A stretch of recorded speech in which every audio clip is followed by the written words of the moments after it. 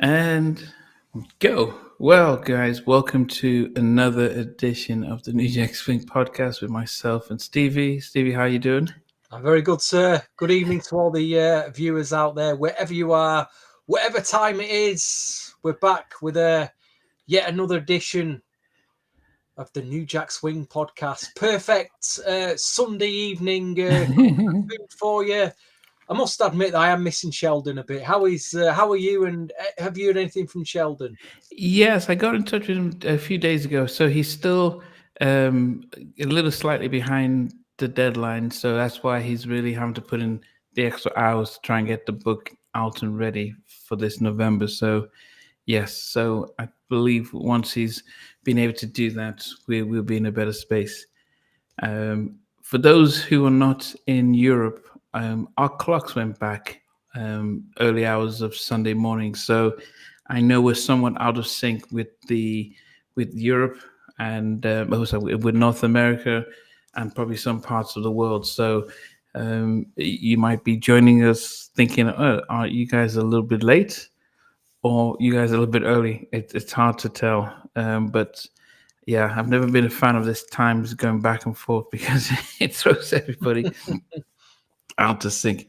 And I actually had a story about this. I was due to interview Bo Legaloo from Full Force, and I, I had no idea that the times didn't go back or went forward when hadn't done on our side. And so for an hour, he'd waited for me, and I was thinking, okay, what's going on here? And yeah, so I'm never a big fan of these things. Okay, Derek from Minneapolis, welcome. Hey, our guy Colin must have had a late sleep in. That's why he's early today. We haven't seen you, children. Guys, as you join in, please put your details in the chat so we can greet you guys. We're expecting a special guest, Mr. Corell Henderson, former lead singer of Kids at Work, and part of the early Teddy Riley and Timmy Gatlin, Aaron Hall, even pre Aaron Hall, um, Gene Griffin's story. So he's going to join us and to help with this top 10 that we're doing this evening. But he was in and around all this stuff, so it's really good to get his perspective as well. Yes, it was. Yes, Lax, exit to Brooklyn. Welcome. At least one more for 2 weeks to off to Florida tomorrow morning. My goodness, Colin. No. If you have a show or you're going on a holiday, I would take it that you're probably taking advantage of the spring of the half term and going on holiday. So have a safe journey there. Namdi, when would you interview Jam and Lives? You know what? Actually, I've been trying to get Jimmy Jam almost as long as I've been trying to get Teddy. And yeah, Jimmy follows me on Instagram, and I think he's at a stage where he gets lots of requests to interview, and he knows that I've been putting my stuff out there for an interview. But yeah, that still hasn't come yet. So some of these times you just some of the things you just hold on and just wait for the opportune time. Okay, Colin's going on holiday with the family. But yeah, the idea is to really get to interview these guys as well. Stevie, how's your week in music been? I just want to request to all the viewers out there, because you do us all a favour. We don't normally say this, but I've realised it is important. Hit that like heart button for us. Okay. Is that really? You could just really smack. We get a lot of viewers, but we don't get enough likes. If you can hit the like button, that's really going to push this podcast for us in the algorithms. Also, drop your comments after the show, but do smash that like heart button for us. Honestly, it's going to really help us. Yeah, I've had a good week, busy, good week. Got the old flu jab in there, ready for the winter now. But we've got a bit of sad news, haven't we? A bit of a DJ legend passing away over the weekend. Yes, DJ Clint Clock. Yes, colon cancer. Yeah. So yes, definitely sad news. Definitely DJ sad news. Clark Kent, I spent years buying all those big DJ Clark remixes, which were yeah. Okay, hey guys. So we've got Chlorel Henderson. Hey, Good evening. how you been? We've been good. We've been good. We've been good. Let's guitar with him. Yes, well, it's been good to see you. Last days is Brooklyn VJ. I'm glad you guys connected. And just before we introduce Chlorel, next week we're doing VJ and Andrew are coming back, so that's going to be exciting. So yes, but Chlorel, I mean, for those who don't know, Chlorel is you have to say part of the New Jack story. I mean, before it was called New Jack, he was there. He was there at the beginning. He knows everyone from the inside out, and so it's really going to be great having his expertise and his stuff joining us today. There's a picture of him in about 1986, I think. Have you seen it, Chlorel? Oh my god! Oh my There god! Did I ever tell you that's a fake mustache? Wow. How is that a fake mustache? Hey, D-Hawk, how you doing, They man? drew it on me. What? They drew it on me. I couldn't grow a mustache back then.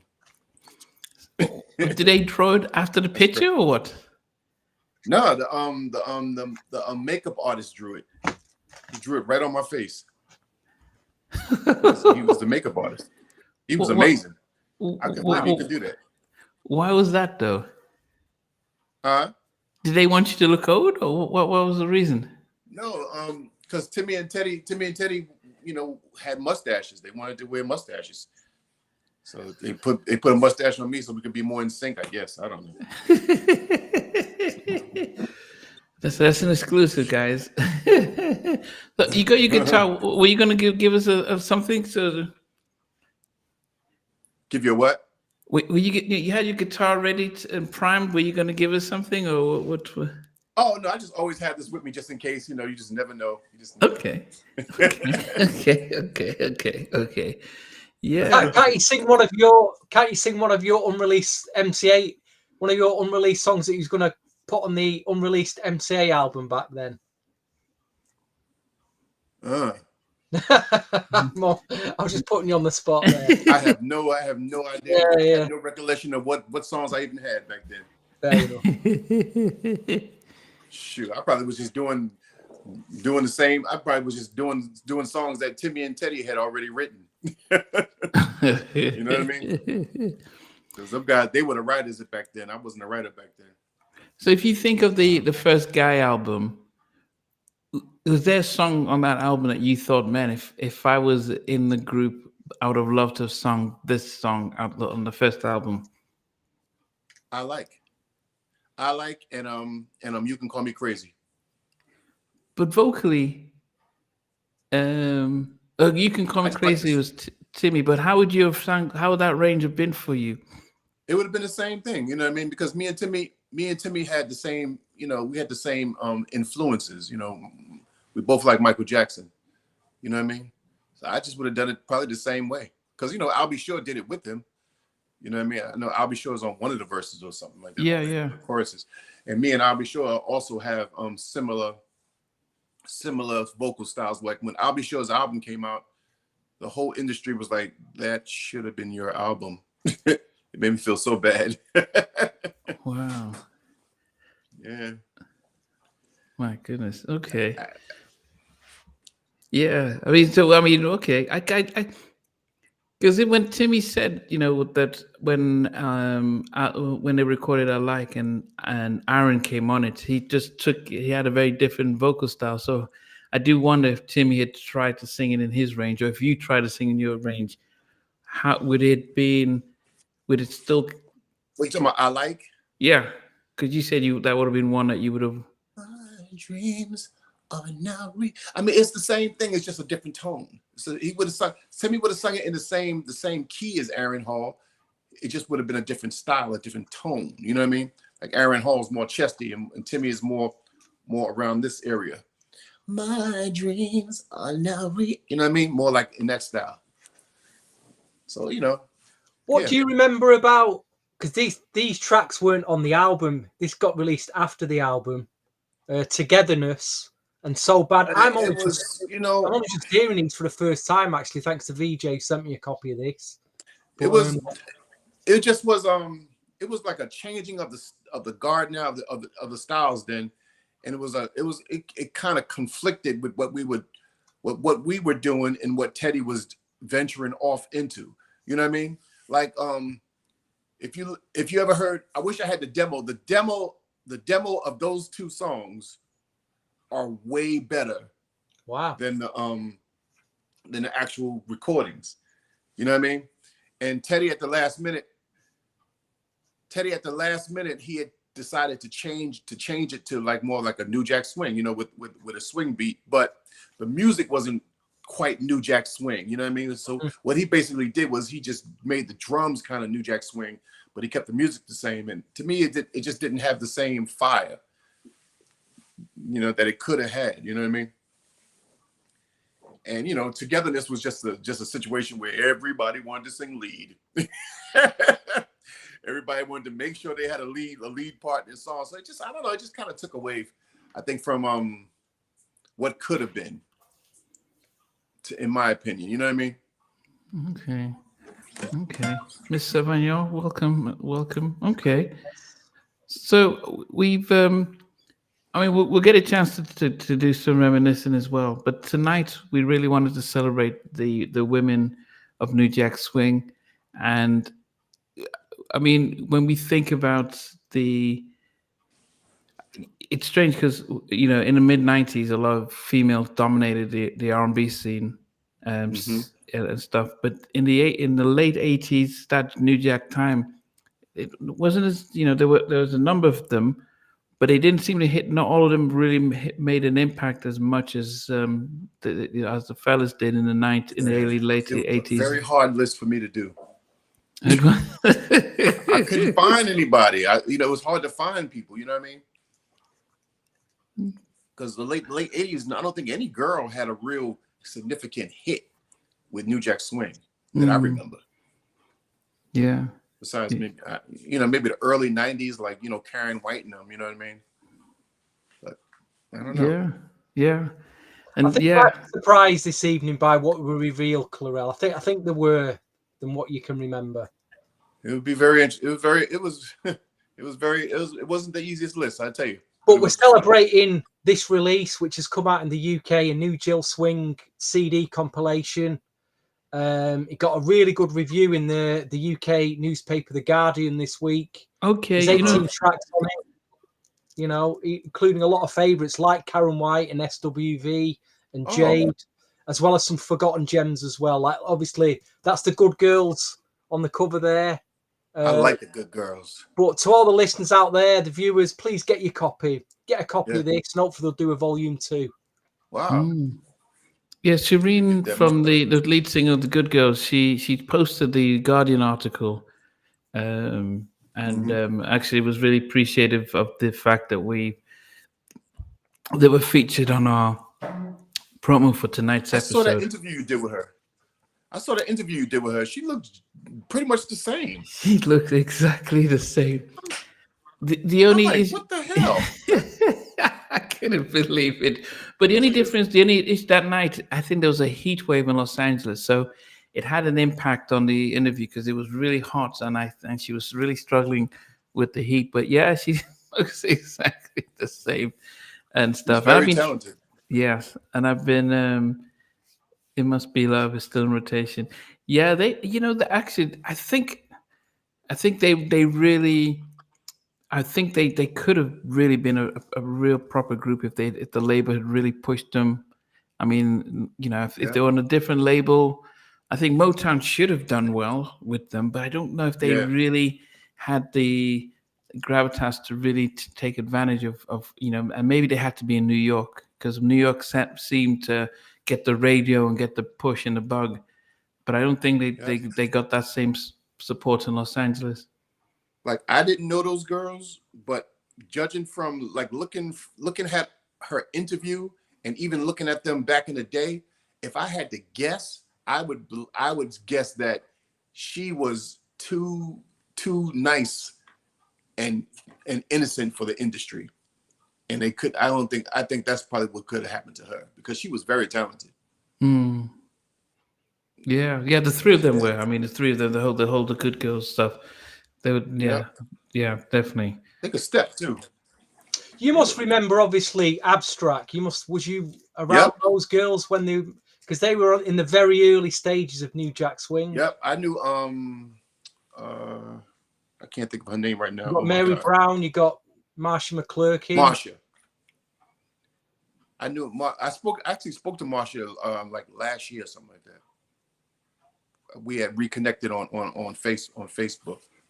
That's nice. Yeah. Okay. Yeah, nice girl. Always been a nice girl. Yeah. I mean, did you listen to the Jack podcast? The Jack? Yeah. Yeah, about Teddy. Yeah. Yeah. I mean, it broke my heart to find out that he and Marsha were an item, and Gene was afraid of how that relationship might put a wedge between what his business dealing with Teddy, and he broke that relationship and almost was pushing Teddy to get into to sleep around just so that he can get distracted from a serious relationship. And hearing that, I was so heartbroken, just about like, man, how wicked can you be to think about your own self, and you see a relationship happening, and you said no one can date within the company, and he started to introduce girls to Teddy, and that was just, I didn't know that. yeah, that's what Marsha was saying. She said it in the interview, and that was just heartbreaking for me. I mean, Gene stopped them from dating because he didn't want the conflict of people dating in the same company. No, because he thought that Marsha would probably bring Teddy, like, hey, dude, look what your money's been. If he was really committed with her, that she would open his eyes to what's going on. And Okay. Gene feared that. And she ended up doing that anyway, though, didn't she? No, well, when she left, because she couldn't just, it was becoming it was too much. And when she left, she was the one that she gave Teddy her credit card. And Teddy, so she was still, but there was the relationship, that was his first solid relationship, and Gene was afraid of what that could do, and he scuffled it and stuff. So, yeah, that was a tough one. Yeah. Okay. But anyway, actually, let's get us starting, because you got all the viewers, all the community all listening in and stuff like that. So, guys, if you can also give us your top 10. So this is females who had hits in during the New Jack Swing era. We're saying 88 just a to quick question. 94. Yeah. Okay. Go ahead. I'm sorry, just a quick question. My list is in my notes on the same device that I'm on. So if I go back to it, it won't mess up anything, right? Now, as long as you don't we'll log find out. Have a go and we'll find out. You okay? Yeah, we're still live, so anyway, okay. Yeah. So this is you probably won't be able to see me for a second while I read whatever's on the list. Yeah. But what we're going to do is we're going to go 10, then 10. We're going to go around in a circle. I'll do number 10, then number 9. So don't read the whole thing out. Oh, no, I won't do that. Okay. Yes.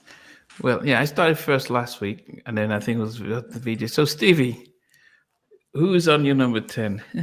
As an introduction to my top 10, and again, it's very difficult because there's quite a lot of tracks are left out, and I thought, who constitutes an actual new Jill Swing act? Because if you think of, like, let's take probably the most popular female New Jack Swing song of all time. Was this person a New Jack Swing act or a new Jill Swing act? And I would say no, she wasn't. She was more of a pop, punk, rock act. And that was Jane Child, who had a massive hit, and obviously the Teddy Riley remix. But I didn't constitute her as a new Jill Swing, new Jack act. So as much as I love that record, and it's one of, what a great Teddy Riley remix, it didn't make my top 10, and I have left out a few like pop acts that made really good new Jack Swing songs. So I've left them out, and so my top 10 does constitute who I would consider new Jill Swing acts. I started by you actually found 10. yeah, it's very easily. Then a lot have left out, but I mean, all of them were produced by male producers. It's very hard to find an act that was produced by, you know, a woman, like saying Angela Wimbush or what's she called at a Climax, that lady out of Is it Joyce Irby? Joyce Irby. But Bernadette Cooper. The first track in my number 10, there was 3 tracks, and they've all changed. There were 3 tracks produced by Troy Taylor and the Characters, 3 different songs, and they kept coming in at number 10 and falling out. But the one I went for, and you can't really leave this, you can't really leave Karen White out of the top 10. So in at number 10, her second album, which was The Ritual of Love, which didn't see LA and Babyface on this album. It was made up of Jam and Lewis on production and the Characters. And the track that I went for was The Way I Feel About You, which gives me goosebumps. All these tracks in my top 10 tonight really give me goosebumps. Wow. I love this song so much. Full of feeling, emotion, great groove to it. Just a really good song that you can remember. And a good vocal performance from Karen. Yeah, Karen's so that's my number 10. That's your number 10. This is a quick question for you. This is what Miss Sevignon said. I didn't know that New Jill Swing was the actual term. She thought her older we're brother making it one tonight, and so is this compilation, New Jill Swing. Yeah, I do wonder if it actually. I mean, but it feels So yeah, okay. Karen's a good one. I think. And we know the story. I mean, LA and Babyface were supposed to produce his second album. LA was dating Pebbles. There were the MCA. Warner Brothers had a big conference that LA and Babyface were brought into because they were like, "Look, we're so proud of what you did with Pebbles or with LA with Karen White." But then when they saw Pebbles, they were like, it was. This guy, Benny Medina, he said to LA, "Look, you can't bring Pebbles into this place because this is all the headshots of Warner Brothers are here, so you can't bring Pebbles in." And he was like, "That's my girl. I'm going to bring her in. If she can't come in, I'm not coming in." A little male ego, and LA and Babyface left. And they left. And so Benny just got upset as well. And he says, "Okay, you're off the Karen White album." And they gave it to Jimmy and Terry. I think 10 years later, Benny came up to LA and he says, "Look, back then what happened?" He says, "We were having you sit down with all the big heads, but Pebbles is Karen's direct rival because they were both, girlfriend and Mercedes boys, and so you were bringing her into an industry meeting, and they were like, 'Why are you bringing the enemy in here?' And but when you just stormed off, we just said we had to do something else, and so."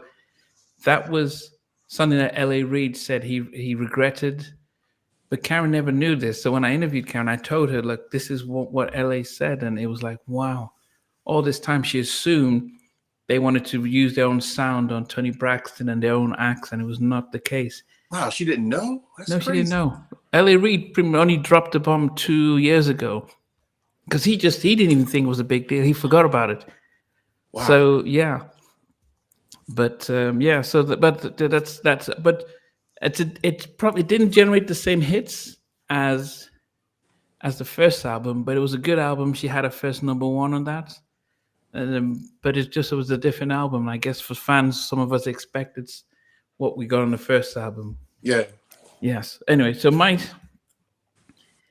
number 10 is a group that I didn't really appreciate at the time.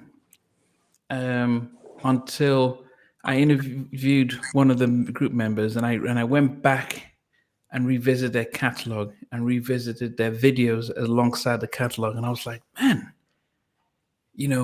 we gave so much props to Troop for how they performed.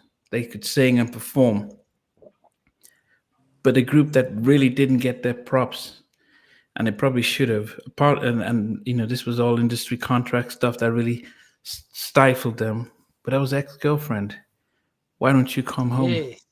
And I was like, I mean, if anyone wants to just watch watch them on Soul Train. So this is not like They were good. the video is okay, but watch them on Soul Train, and you just watch them and just think, and they were dancing and singing, and so they just didn't get their props. They Nope. didn't, because they were hardworking, and maybe In Vogue took a lot of the heat, a lot of the shine, because they came as a sexy and elegant, but as performers, I think they were similar to Trooper New Edition kind of thing. But I think they were that. Yeah, That's so they that's were that. great. Yeah. So number 10 for me, I had to put an ex-girlfriend. Why Glad don't you you're in come your home? list, Andy. I'm just, when we listen to Stacey's interview, she's a bit dismissive of the group, isn't she? Which is a bit of a shame, really, because I really enjoyed them. Yeah, Yes, he's checking his list. Yeah, I think those are bittersweet because of they weren't, I think they didn't, people are just so excited for the fame and fortune. They don't really read the fine print to realize you're not making much money. So I think that hindered them. And then, by the time they did a second album and stuff, so maybe that's why. But they were such an amazing group, and I think they just They didn't were. get their props. Yeah. Yeah, we were all cool. We were all cool with them. Kids working with, and then we were cool. We all knew each other. Wow. Yeah. My goodness. Yeah. What made your number 10? Number 10. So, I had a lot of problems thinking about who had hit records out as a female artist in the late 80s, early 90s as a New Jack Swing artist. It was very hard for me. Maybe I forgot a few. I don't know. So what I did was I started concentrating more on impact that people have, as far as that was like a factor in what made my list. So number 10, I got Jackie McGee with the duet she did with Keith Sweat. It Hurts. Oh, great start! Great start. I wish her a happy birthday. It's been a birthday. It was a birthday, wasn't it? A few days ago. Jackie happy turned birthday to 58. Yes, he turned 58. Yes, it was a birthday. Amazing. Yes. Yeah. And so I actually purposely left out the ballads. I know Stevie said, yeah, ballads are fine and stuff. I just wanted to focus on some of the more up tempo one. But yeah, but that was that. I don't know why it didn't blow up like. I don't know why it didn't blow up as big as Make It Last Forever. It maybe the promotion and stuff, but it was such an Everything has to amazing do track. with politics. It came out 4 years after Make It Last Forever. That's probably why. Everything has to do with politics. I'm telling you, you'd be surprised. It be decisions like the reason why I'm not a big pop star is because of the Jacksons, believe it or not, and they wouldn't even notice. It's because of the Jacksons that Kids at Work didn't blow up, because we were on the same label and they shipped their Victory album, and the album wasn't moving as much as they wanted it to move. So the CBS ordered all promotions on everything else stopped, and they focused on the Jacksons, and we got lost in the sauce right then and there. You know what I mean? So every time you wonder who doesn't blow up, it's always something like that. Always, because somebody else gets the priority. Yeah. Wow. Well, it makes sense from a business. If us three we were running a label together and we had 10 acts and we knew that this certain group or artist was going to sell the most out of them, and they just finished their album, we're gonna go with that first, aren't we? And everything else is going to go on the back burner. Yeah. If we'd signed like we equivalent to say a Bobby Brown, and we knew they were a superstar and that the songs were really hot, everything else is gonna, let's hold these while we push this guy, because we need to make money. It makes sense from a business point of view, but it's hard for someone like yourself, who wants to get out there and perform. It must be very frustrating. Yeah, it's very frustrating. Yeah. Okay. Marco put Queen Pen and Pure Soul. I don't know when Pure Soul. I think they missed the cutoff. But anyway, Stevie, what's your number 9? My number. She's probably better known as an actress than she is an artist, and she was part of the very well-known worldwide comedy sitcom A Fresh Prince of Bel-Air. Wonder if you can think of who I'm talking about. Tatiana Ali. I hope it's. Oh, was it not? Oh, was it a Different Strokes? I'm getting mixed up. Different world. Different World. Oh, Jasmine Guy. Yes. A one and only solo debut album for Warner Brothers Records. Again, a whole host of brilliant producers on this. From Full Force, Timmy Gatlin produced a track on this album. He sure Yeah. did. The Untouchables, Eddie F produced a track. Wow. They had Oliver Lieber on here. They had Mick Murphy from The System. They actually threw the kit in terms of like production budget. They threw the kitchen sink at this album. Yeah. And there was 3 tracks, swing tracks that I enjoyed. Try Me, Another Like My Lover, and Everybody Knows My Name. And for me, the Untouchables track, Everybody Knows My Name, just does it for me at number 9. The wonderfulness. Jasmine, if you heard her talk, though, you think, how can she sing with a voice like that? But she can sing. You know, and I was always wondering what happened to her second album. Maybe this album flopped? I'm not sure, but I remember seeing Try Me, the video, all over the place at the time. Yeah. It's a big track, you know? I mean, Claire, what do you think, before I give my thoughts, what do you think why the album didn't blow up, especially with the kind of production behind it? Talking about Jasmine Guy? Yeah. I don't know anything about her situation, but I'm gonna tell you now, man, it's almost 100% of the time it's because of your relationships or lack thereof with people in the business. I've known some incredible artists that you will never see that was signed to major deals, and because they didn't have the right manager or the right, you know what I mean, or the right relationship with the head of the label, they never will see the light of day. You know, a perfect example of that is the guy who was signed to P. Diddy, Craig Mack. Remember Craig Mack? Yeah, yeah. Mm-hmm. Is after that record, he never really was significant anymore because his manager and P. Diddy didn't have a good relationship. You know what I mean? So it's always like that. I You think gotta watch who you're in bed with. Yeah, I mean, you know, DJ All Day was talking about Tisha Campbell, who was in House Party and was in Martin. I think the issue with Jasmine Guy, very similar to Tisha Campbell, is that they were so good at acting. Yeah. When she was performing, I was just seeing Whitney from Different Stroke, Different World. It was hard for me to take her seriously. It's very rare for actors to come out as singers thereafter, especially when they have the character. I think that really had an impact because it was a beautiful album.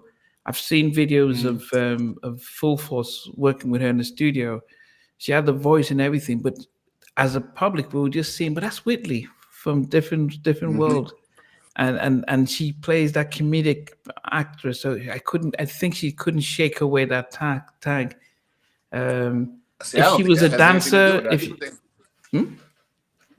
I don't think that has anything to do with it. I just think that if the record company pushes you hard enough, no matter who you are, even if you're not talented, people will eventually take to your song and your image. They did that to Jennifer Lopez. They pushed her, and she wasn't a singer. In fact, what I was told is that they thought she sang the songs in the Selena movie, and they said, "Yeah, let's give her a record deal." And they found out during the recording process that actually she was lip singing, that they were using the actual records.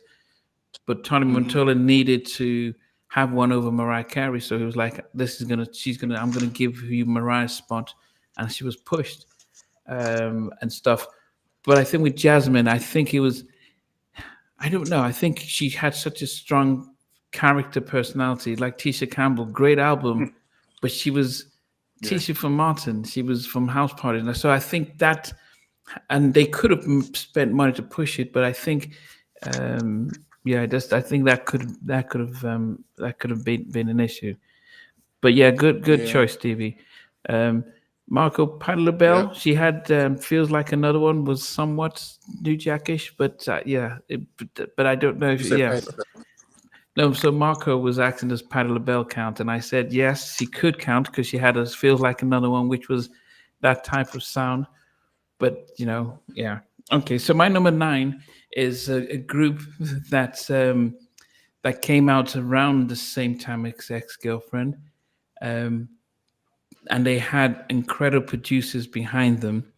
And I think what separated them is they brought the style and the finesse and the sexiness to their performance, um, especially their vocals. And I think it's amazing when you see Ex-Girlfriend working hard, doing the dancing, the performance, and they didn't get the same recognition. But these girls came in style and vocally, and they just looked like models singing, who could really sing, and they're harmonizing. That's why they really had a global success, and that's Hold On by En Vogue. I don't think Foster McClary they don't always get the big recognition as That's New Jack perfect group. producers at that time, but I have to give it to Huge track. who it was. I mean, yeah. So Hold On. That's number 9 for me by En That was Vogue. one of the biggest R&B tracks of that year, to be quite honest. Massive track. Yeah, They it were was a perfect group. Yeah, they Personally, I think they they're were. too high on your list. You thought they what? I think they should be even higher on your list. We say this every week. We say this every week, Namdi. You keep surprising us. Last week he had the Guy album at number 6 in his top 10 all-time New Jack albums. At number 6, the debut. Yeah, but so it's the favorite. It's your Namdi favorite. It's It's your favorite because if I think about some of the ones I left out, that means it's like it's in there. But you're thinking about. I made the first mistake when we were doing our favorite producers, and I went Quincy Jones, Jimmy and Terry, LA and Babyface, and Teddy, and I'm thinking, and I forgot the assignment is look, as much as I think that they are gold standard, but Teddy's always my favorite. So, realize when you're doing this list, you're doing a list based on, a song you're passionate about, and it may not be as great as others. But yeah, so that's why it's at number 9. Yeah. Wow. So what about you, Self Cora? Let me see. I actually got Jane Chow. Don't Want to Fall in Love is number 9. At least it's in there. Let's put it in there. You know what it is about? I like about this song. That's in the New Jack Swing days, there was, to me, it was like 2 different types of New Jack Swing. There was Teddy Riley's New Jack Swing, which of course was amazing, and there was a lot of kind of watered down copies of what Teddy was doing. You know what I mean? And I feel that what Teddy did with her, even though I know it was a remix, and between her, the way she sang, and how great the song was, and what he did on it, especially the time. I appreciate the era that Teddy did it, because when Teddy did that remix, he was going through a lot of pain. You know what I mean? Him and Gina just split up. You know what I mean? He was basically starting all over. Like I saw Teddy right now, right then at that time, and his face, he just looked disoriented. He looked very hurt. You know what I mean? I could see it in his face. So I guess I appreciated, what he did with her. So that's why I got her. His back was against the wall there, and he came out fighting with that record. Yeah. He did his thing. He probably thought, I've got nothing here. I'm penniless.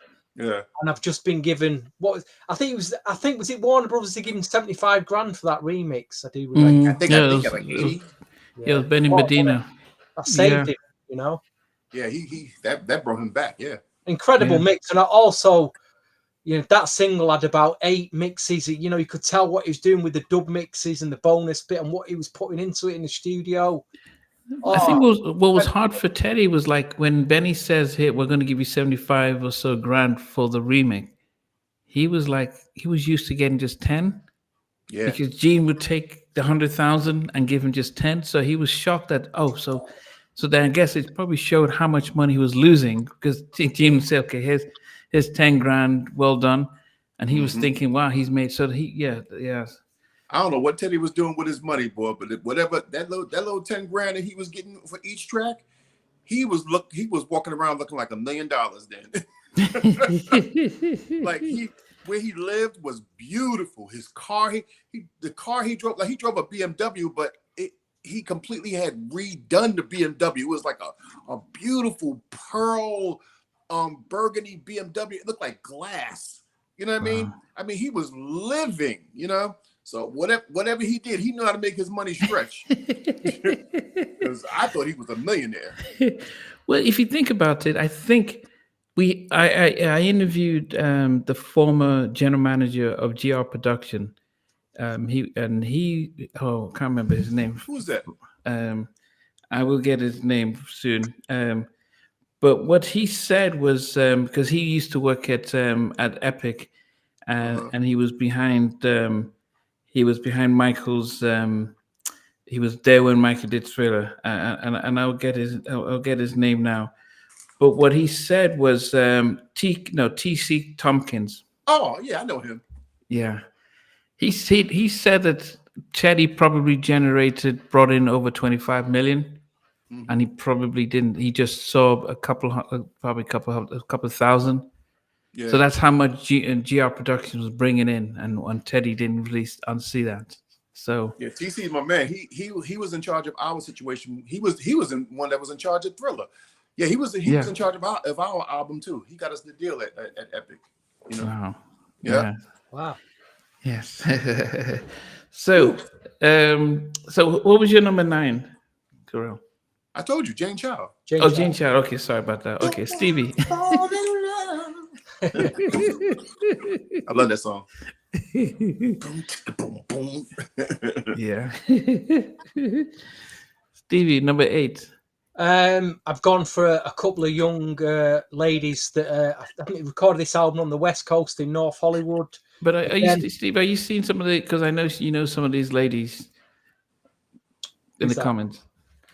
There's Sherry Ann. I've been waiting too long. Yeah. Yes. Nona Gay. Nona Gay again. All Letitia. Letitia. Well, we'll get to them. Anyway, not like you say, this recorded North Hollywood. It's saying so. I guess they were from the West Coast. The producers on this were from Chucky Booker, Brian Loren, Dee Vance. They were signed to MCA. I think a lot of you remember this, but again, the album didn't do too well. Probably the singles did really well. Stacy and Kimiko. You ever heard of them, Clarell? I don't recall them. They had a couple of singles. Are You Available? Do you remember that one? No. Wait for Me. I probably would have to hear the song. I don't recall. Gosh, amazing. But there was 2 tracks that I played a lot from this. Was Are You Available and Come and Get It, which were produced by Chucky Booker. I don't know which one to pick out of a pair of them because I love them both, but they're in at number 8. Are You Available and Come and Get It.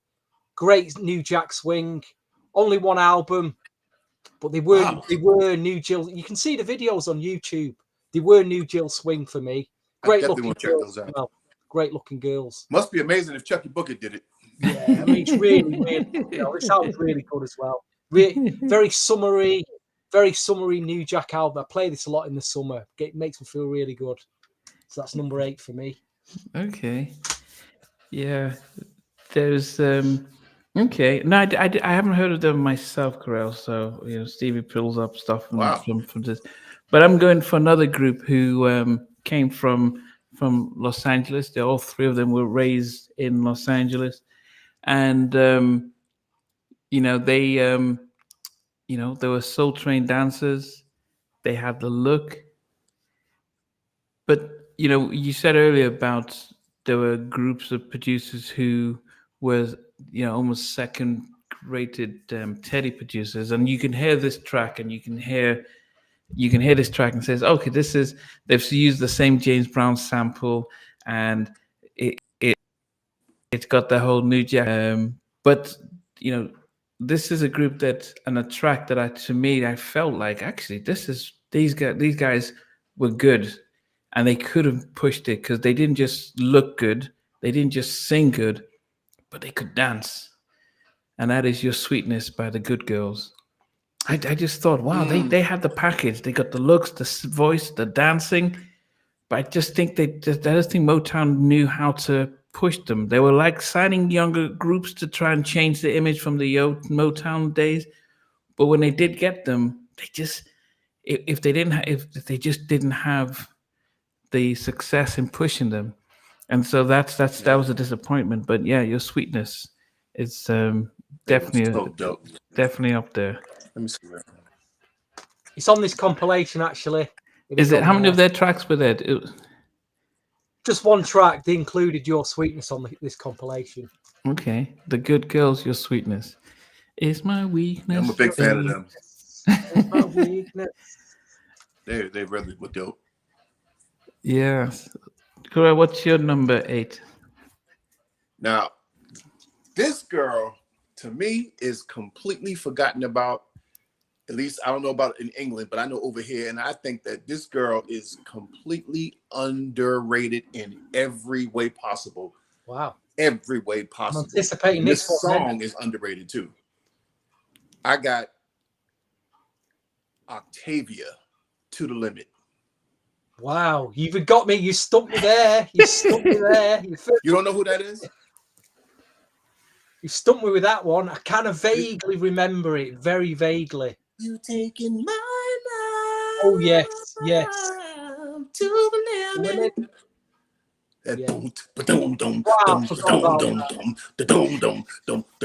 Great record. It's like it was really hard. That song was amazing. Yes. Wow. Amazing. Brilliant Word. choice.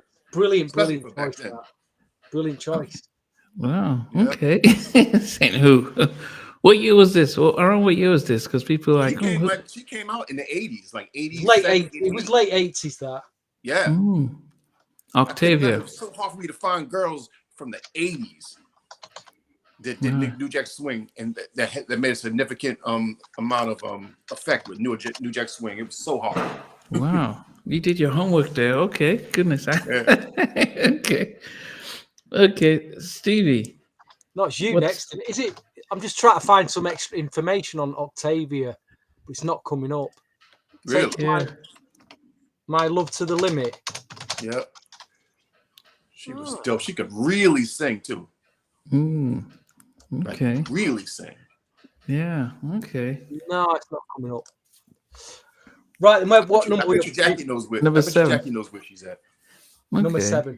Right, folks. Please, as I said earlier, if you just joined us, can you please hit the like, smash that like heart button for us to get us going in the algorithm, push us up there. We get a lot of views, but not as much likes. So just push the podcast for us. We really, really appreciate it. Who's at number 8 in your chart, Namdi? No, I did my own number 8 was The Good Girls, Your Sweetness. The Good Girls. Well, I'll tell you what. We're number 7. Yeah. We're number 7, and they did lots of songs. This group, The Good Girls, by the way, number 7 in mine as well. Just Call Me was one of my favorites, from the second album, but I've gone for the debut anyway, when they're all young, sweet and innocent schoolgirls. Your Sweetness is brilliant, but I went for the hip-hop remix of I Need Your Love, which was done by Eddie F and the Untouchables. Oh, nice. I thought the remix took it to a whole different level, an absolute banging New Jack Swing track. But I love this group, had a huge crush on them back then. You had to make my chart, The Good Girls. Yeah. By that time, the second album, they'd all grown up, they looked amazing. But yeah, brilliant. Motown should have made these girls like worldwide stars, really. They were dope. They were all there, they looked great. Dancing, they had really catchy songs. Shame on you, Motown. That's all I can say. Yeah. No, they definitely an amazing group. And as Corel says, politics and whether yeah. I mean, I think if you think of a label like, that's why boutique labels like Uptown kind of started a trend of, we know how to sell the label, and your part of the label will sell you the same way. And I think that's why in the 90s, a lot of groups were really made it if they were on the boutique labels. They weren't making the money, but they were getting the name. And the big labels were finding it hard to try and trying to make that. But that's definitely a good one. Well, My number. Octavia came out in 1986. So we'll Okay. just let you have that. We'll just let you have that one, Clarell, because it is a year What? out, but we'll let you have it. We'll let you have that one. What are you talking about? That Octavia record came out in 1986, and it is listed as a New Jack Swing electronic funk soul record. So it's an early new prototype New Jack R&B, because in '86 there was hip hop and R&B was merging together. Oh, but you What know what? Full Force were doing and Janet. I called the New Jack Swing based on the beat, because Yeah, the beat was it's there. I get it. I understand that. So you got to realize Teddy had already came out with Teddy had already produced Dougie Fresh, the show, and the beat for Octavia's song is the exact same beat. Yeah. I can understand why you put that in totally. You know what I mean? It's the same beat. So I like Teddy that. had already, I do he like had that already choice started. actually. I do like that choice a lot. It's different. Huh? I do. I like that. I like your choice there. You know, Yeah, I do like I'm that. telling you, it's New Jack Swing before it was called New Jack Yeah. Swing. Yeah. Okay. I'm going to my number 7 is the remake made a difference with this for me. And at one point, this used to be one of my favorite songs. And if it wasn't sort of if we're just talking about tracks, it would have been much higher. But because I'm really wanting to really keep into this New Jack frame, and because I really want to, I'm not too big at really using remakes, but SWV when they came out with I think this is their second track on the album, and it's "I'm So Into You," but it was the Teddy Riley remix featuring Rex and Effect. Um, Good mix. I just I love what he did with this.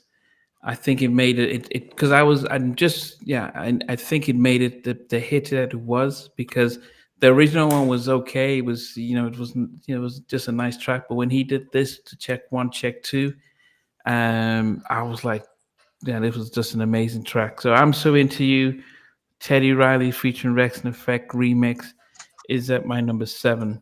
And this is the tail end of New Jack's swing kind of thing, but he still managed to get that in there with this track. I thought that might have been your number 1, that Namdi, but at least I knew it was going to be in there, but I thought it might have been number 1. That.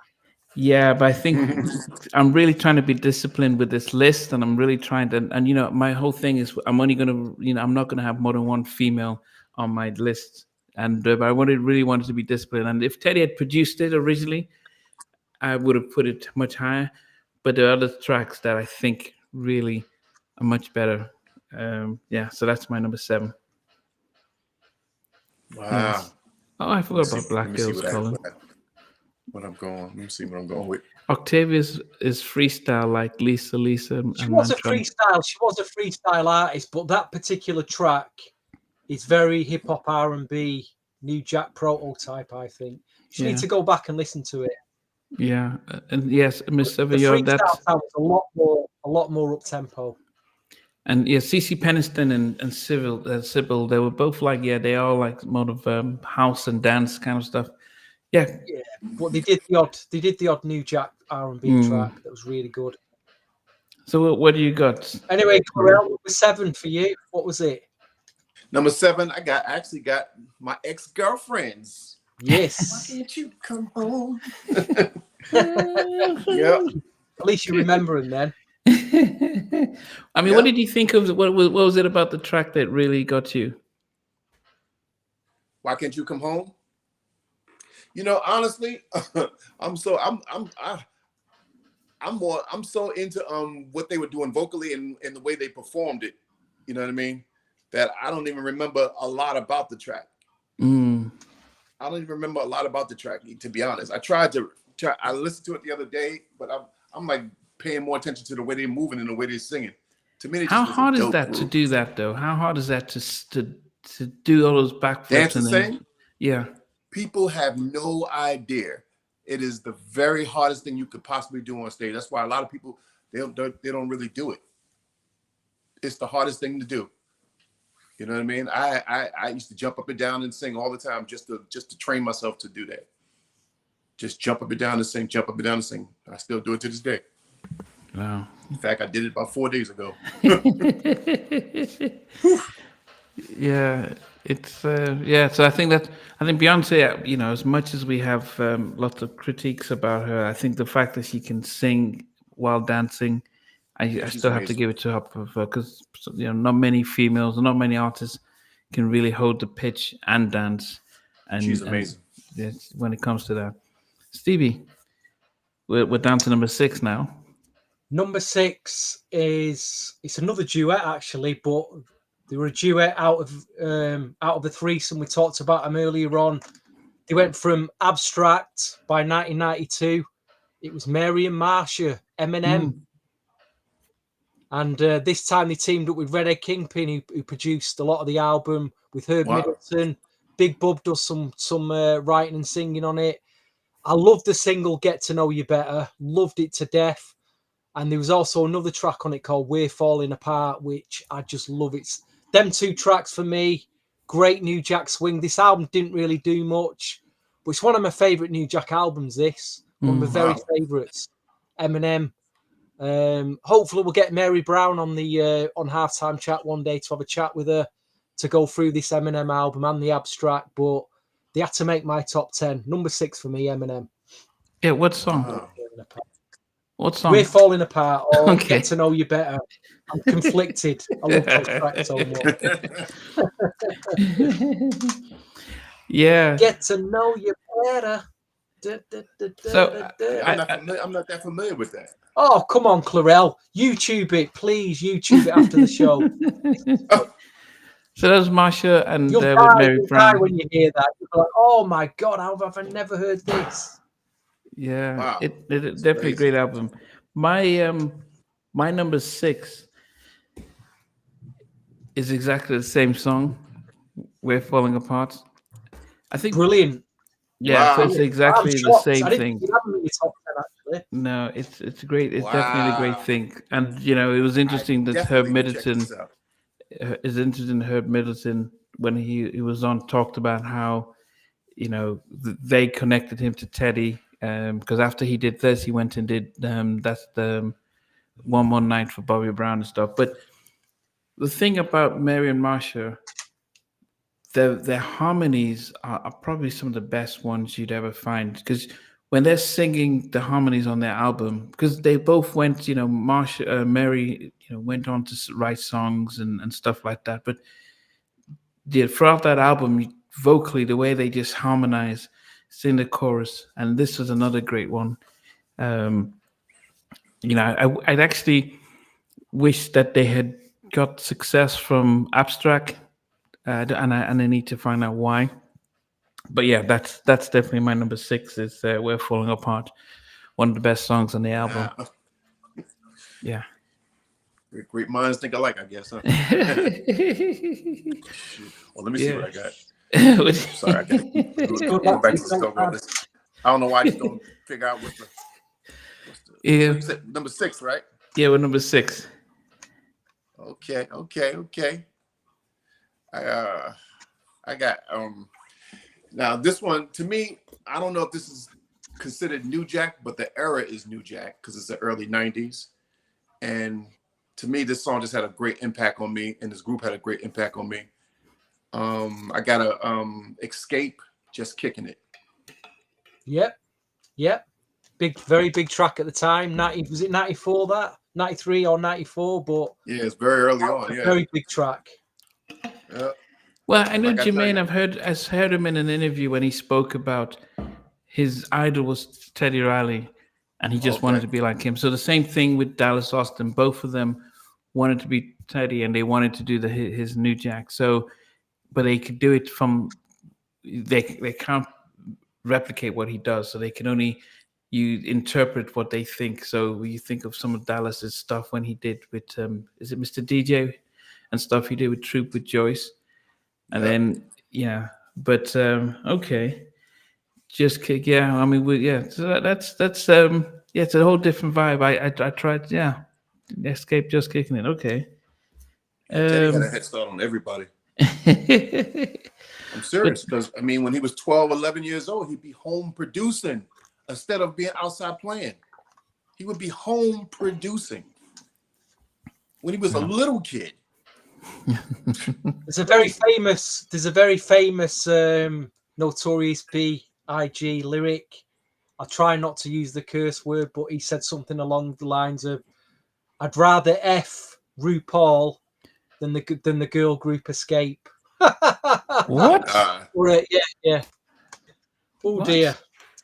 That's what he Yeah. said. He'd rather F RuPaul than the girls Escape. Well, that's Biggie definitely has some questionable lyrics. Yeah. okay.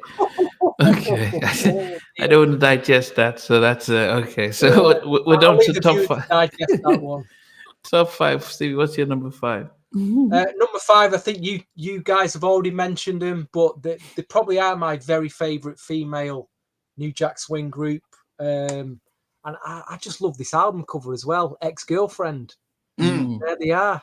Great. I loved it. Played this album so much at the time. But I've gone with the lead-off single, which was You're the One for Me. That was my very favourite on this. Nice. Brilliant full force produced track. And again, I've got so many good memories. The thing, I remember buying this album in my city of Manchester. Never seen it since. I must have got the only copy because I've never seen this album since. I still not got it's on vinyl as well. I've not got a vinyl copy of the album. I've got the 12-inch singles, but I cherish this CD. Love it to death. Wow. My top five tonight. Okay. It's definitely a Nice. good one. Nice Yeah. little picture there. Another one. There's another photograph of them. Yeah, It was so dope. Yeah, man. they definitely were. What a Yeah. group. What a group. Yeah. My number five comes from a lady that has so much energy. Not just can she sing, but she can perform. And I think when I think about, I can see why there was a comparison with Bobby, in the fact about the energy that they brought on stage. And this is Secret Rendezvous by Karen White. Just loved how she performed, just loved the whole track. It's and I think LA and Babyface were like, man, we need to keep up with this Teddy kid, because that seems to be the direction. So that, LA is a drummer, so he came with the drums and the lyrics. And then I like when Babyface does his little harmony and stuff, we want stuff. And then Karen just says, yeah. So, and she was dancing throughout it. So yeah, Secret Rendezvous, Karen White, my number five. But amazing video that. The Yeah. dancing in that video. Whoa. Okay. It won't stop. It don't. You know what makes Teddy so amazing to me? Not to change the subject. I just realizing this now. LA and Babyface had each other. Jimmy Jam and Terry Lewis had each other. Quincy Jones was producing when he had a whole studio full of musicians and arrangers. Yeah, I had Roy Teddy was just doing Tubberton it by and himself. Teddy was doing it all by himself. I wonder if Teddy We never got a Teddy produced track by Karen White. That would have been something else. Oh yeah, he should. He never worked with her.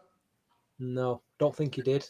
Wow. So Derek is saying that 3 members of Escape are still holding a grudge over that Biggie line.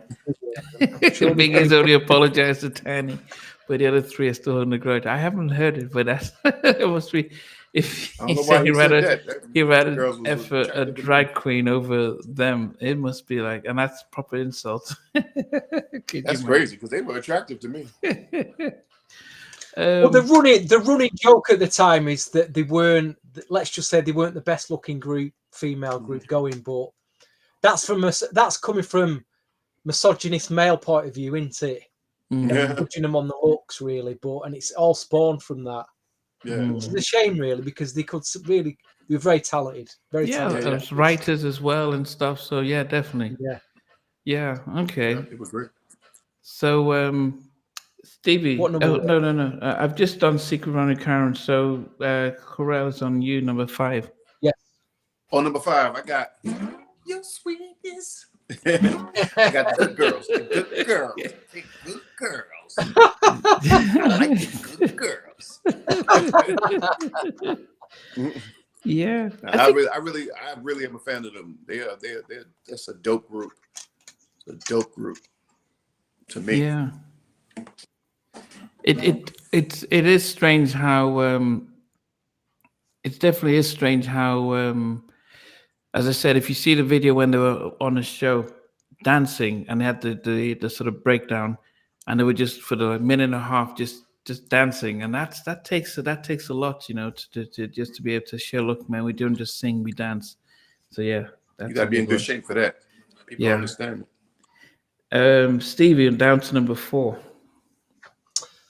Number 4, I didn't get this record till 1996. It took me so many years to find it, and I eventually found it in America when I was over there in the States. And years later, it'd be just on eBay. It went for like, copies were going for like $100, $200 until it recently got reissued in Japan. But they were one of the first girls. They were called the Girls. The girls. They were it. one of the first New Jill swing groups.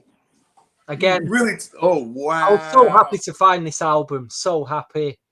Wow. Produced in the main by Kyle West, Teddy Riley on here. Again, I'm conflicted between 2 tracks. Jam Jam the remix, the Hip Hop Untouchables Eddie F mix, which is what you see in the video, that video mix of Jam Jam. And also the Kyle West track, If It's Games You're Playing. I just love that track as well. If it's games you're playing. Yes, that makes my number 4. Very early New Jack, this. Heavy drums, heavy. Sounds like they recorded in a church, the way they explode everywhere. But nobody Terry knows on the Monica. low. Those girls were supposed to be really big. They were amazing on stage, but no one knows. Wow. They used to sing background for Al B. Sure. There's another They really. used to step. There's another picture of them. They used to Fucking step. fly.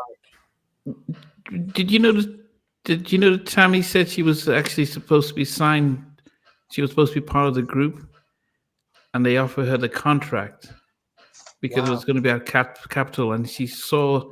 This was before she, just before she was doing stuff with Teddy. So she was offered a contract to join the girls and sign. But when she saw the contract, she thought, no, this doesn't look great. So she, at the time, she felt being a free solo, being a freelance and just doing stuff with Teddy was a lot safer because the contract wasn't great. So, but yeah, I mean, if you think about the girls, their second reincarnation, Terry and Monica, did actually better than Eminem. Yeah. And then Terry and Monica were really all the background vocals of early Uptown, and writing those songs. So they really, you know, if you mirror them to Eminem and Abstrac, you can see that they really, but yeah, they went to the Bad Boy and Uptown and really made a big name for themselves. Okay. Yeah, I knew those girls too. I ain't seen them in 100 years, but I knew them. Wow. So Monica is now a successful. She's like a music manager and stuff like that.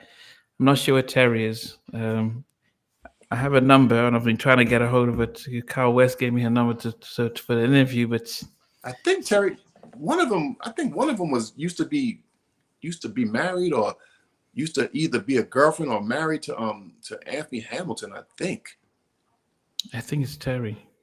Yeah, one of them girls. Yes, it could have been Terry. Hamilton. Yeah, it could be Terry. Well, they did a duet together, didn't they, on the New York Undercover soundtrack? So maybe Terry. Yeah, I think it was Terry.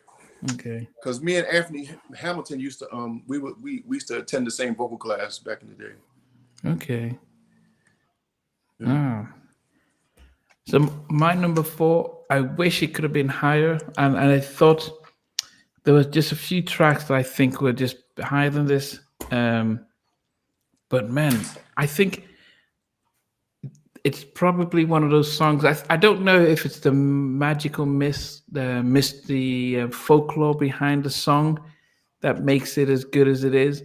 But then when you hear the track and then and how globally successful it was, and then you hear the folklore behind how this was one of the most important tracks to come out, and that is Jane Child. Why don't we, don't want to Don't fall want to in fall love? in love.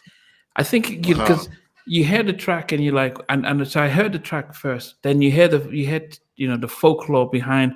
If this had flopped, we probably wouldn't have heard of Teddy anymore, kind of thing. That was the whole folklore, that this was the Yeah. most important track. And then it then adds a little bit more gravitas to the track. But when you just listen to he did it. You don't realize, you don't hear. It wasn't like a remix where it just takes away from the vocals and the distraction. It actually seems so seamless that you almost, when you listen to the original, you're like, oh, this seems like a completely different track. But it wasn't overkill, because some guys, Yeah. some producers, when they're doing remix, they were so overkill that this is a remix. But this was just such a, that was such a brilliance of what Teddy did with that track, that they could have been, it could have sounded like the original. And Yeah. and he probably put his care and his whole heart in that track, and it comes across, because that was. I mean, did we hear from Jane Child ever again after that? We sure know, didn't we? I'm sure she came out with stuff, but She that did. that She did. She came out with another album a few years later on Warner Brothers, but didn't do as well. yeah. Wow. Yeah. So you can see the I difference always with wondered you. what happened to her. Yeah, but so that was it. So I mean, we've all had her on the list, but she's number 4 for me. Don't wanna fall in Honestly, love. I think that you have her on the right part of the list because that song is amazing.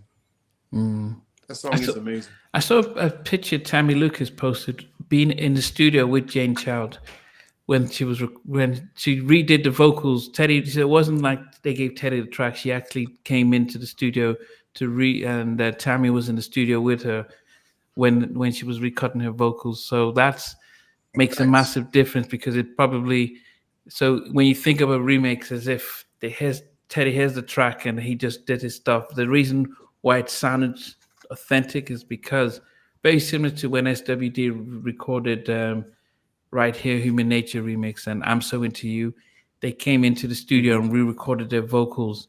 So he had fresh vocals, and it just fitted the remix, because it wasn't like playing with the old track. Yeah. So yeah, okay. So that's my number 4. What I about you, Corel? appreciate. I do appreciate the original radio album mix a lot more than what I did at the time. The one that wasn't done by Teddy, that was was played on the radio at the time. I appreciate a lot more years on from Jane Child. Derek was saying that he actually thought she was black. It's probably similar to Lisa Stanfield. A lot of I people. don't know. You can sing. I don't know that voice. That voice is very punky, very screechy. If you ask me, wasn't a very soulful voice at all.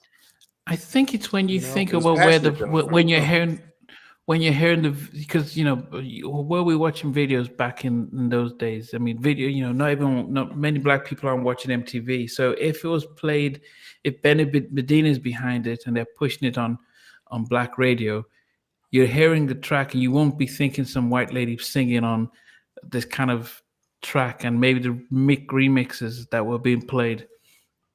So he said he was shocked until he saw the video. So yeah, Anyway, Chlorel, what's your number? What is it? Number 4? Yeah, number 4. Yeah. Number 4. Now this group to me, this group is probably one, if not the best group of the 90s, female wise, definitely the second best. I got In Vogue, Hold On. Okay. Like, to me, they're amazing. Big track. I've seen them perform. I've seen them perform a couple of times back then. They were like amazing. They were amazing. Yeah. I mean, when They had Terry it all. started off, when she started off with that sort of solo kind of thing, Woo. is it the the Jackson stuff? Yeah. And then Yeah. Yep, she killed it. and then the beat starts, and it's like, oh, where's this coming from? Don't hold on to yeah. I mean, it was, and yeah, the beat, yeah, of course, goodness, ingenious, yeah. Okay, good one. Didn't Now you we're on to interview one of them? Dawn Robinson. Oh But yeah. this was when Dawn had a lot of. She had to get a lot off, off her chest. She was really upset about how she was just, blacklisted and all that stuff. So she was, it She started got off blacklisted. talking, yeah, a lot of it, yeah, by Sylvia Rohn. So she was talked about Wow. all the experiences that she went through. So, but she has fun memories of the girls. But um, yeah, yeah. I think the big mistake with when In Vogue is at their peak when they came out with "Don't Let Go," and she was the lead singer on that, and then she leaves just as the album's coming out. It just rubbed everyone the wrong way. Like, oh, So it was just wrong timing. Anyway, That's a top three. perfect group. Yeah, perfect word. Um, have we talked about Vanessa Williams yet? I'm not a fan, but new Jill Swings scares, and I'm liking her. Okay, and There is one story about Vanessa Williams, actually. I don't know if you probably know it already, Namdi, about the track Girlfriend by Pebbles. That apparently Vanessa Williams had already, she had a handshake with L.A. Reid that it was going to be her song first. And then when Pebbles heard the track, Pebbles gave LA and Babyface like 17 grand for the track and a few cars to make yeah, sure she got that song. And Wow. Vanessa Williams apparently has never spoke to Pebbles since over it. Wow. Yeah, huge falling out over it. So, I mean, obviously Vanessa Williams did The Right Stuff. The Right Stuff, that was a big record at the time, yeah, yeah. Very big record, The Right Stuff, baby. But it kind of, New Kids on the Block had a track called The Right Stuff, didn't they? Yeah, yeah. Anyway, my number 3, arguably the biggest song in my top 10 that was a smash worldwide. There's 2 I've got here, but I think this one was bigger. Again, this was a smash worldwide. It's more to do with my days going clubbing. And a late teen, early 20s in my club. I'd hear this in the club all the time, and I'd see the effect of the crowd rushing to the dance floor, wanting to get on and dance to it. Just the start of it, the energy of it, the girls. And I love the video, but it was as big as En Vogue, Hold On This One, but Jade, Don't Walk Away. Still to this day, Wow. a huge R&B club track, but an immense record. They look great there, don't they? Yeah, they I look don't great. remember playing this album much. I'll be honest. I can't tell you, apart from the singles, what the rest of this album sounds like because I only ever played "Don't Walk Away." But I feel ashamed. I forgot to include them. Oh my God. I'm actually real. I actually know one of those girls too from way back in the day. Oh man, we're yet to get their story, and I believe they had a big falling out, didn't they, Namdi? I don't know if you can reveal that. Yeah, I mean, I've probably spent 4 hours speaking to Di Reed when she was in the UK, but not on camera. Unfortunately. So yes, yeah. I mean, I think yes, they. I think just similar to when you think, yeah, I think one of those things where one person who gets the headline, because when you think of Jade, Di is the face of Jade because she sang on their biggest track, and not everyone can appreciate that, and so yeah, so that has been a challenge that they've had, but she owns the name, so the other 2 are known by as the Lady of Jade, while Di can they're not in tour the as group no more? Jade. Pardon? They don't So sing together no more? the 3 of them don't sing together. So I can't remember the names of the other 2, but they are known as the Joy. Lady Joy. So yeah, The one I know is Joy. yeah, one is Joy and one is Tonya. Yeah, so they're known as the Lady of Jade, and Di is known as Jade because she owns the rights of the group, the name. So I just don't understand why people don't stick together, man. You get way more money together than apart. Yeah, I just don't understand people, man. But you think Cassidy, when he did Pass the Mic, it was Dia he brought forward as Jade.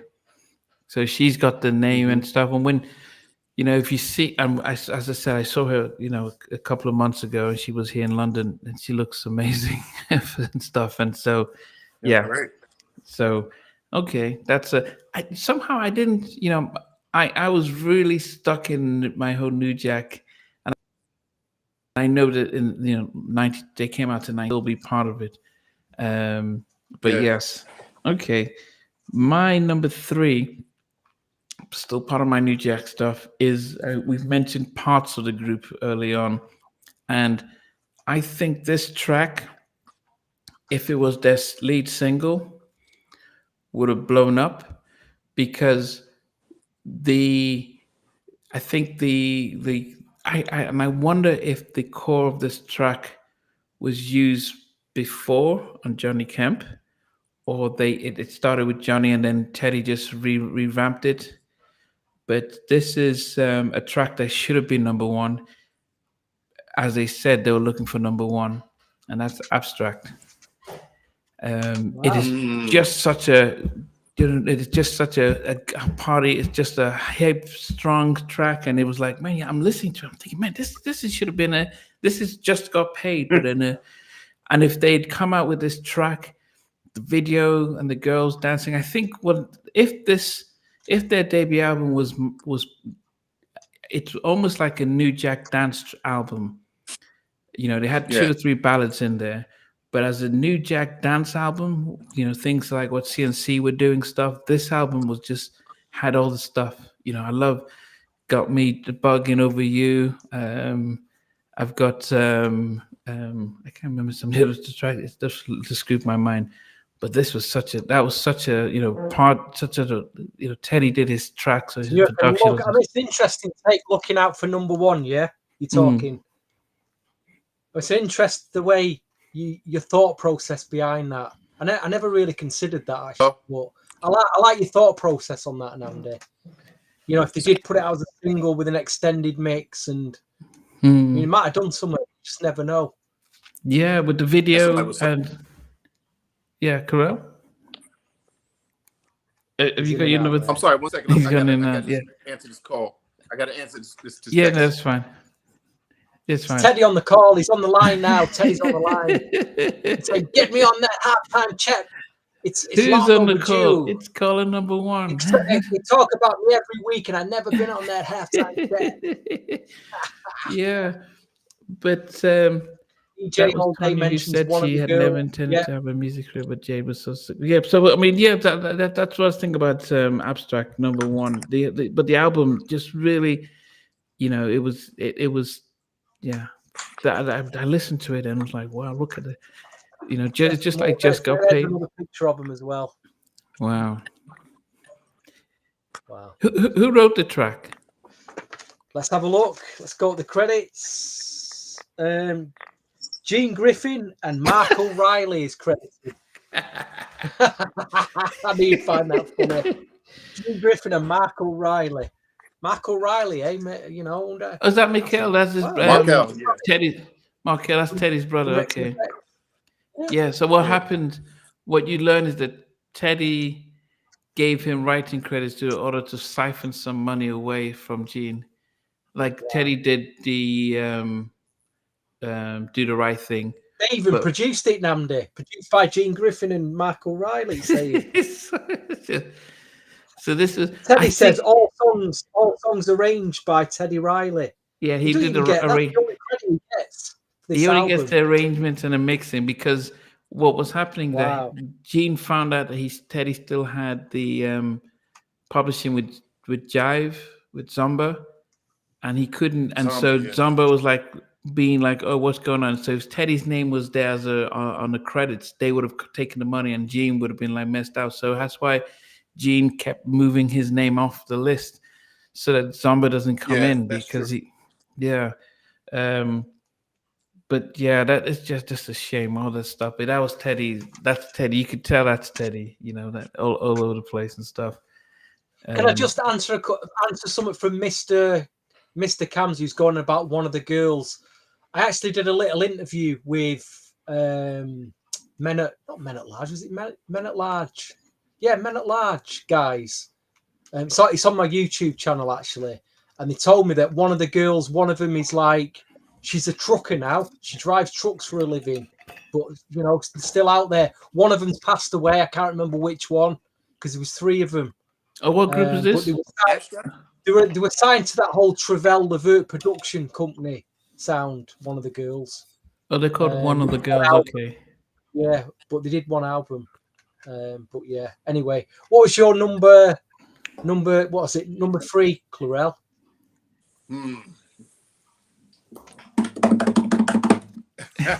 SWV, the remix of Be Right Here. Woo. Be Right Here.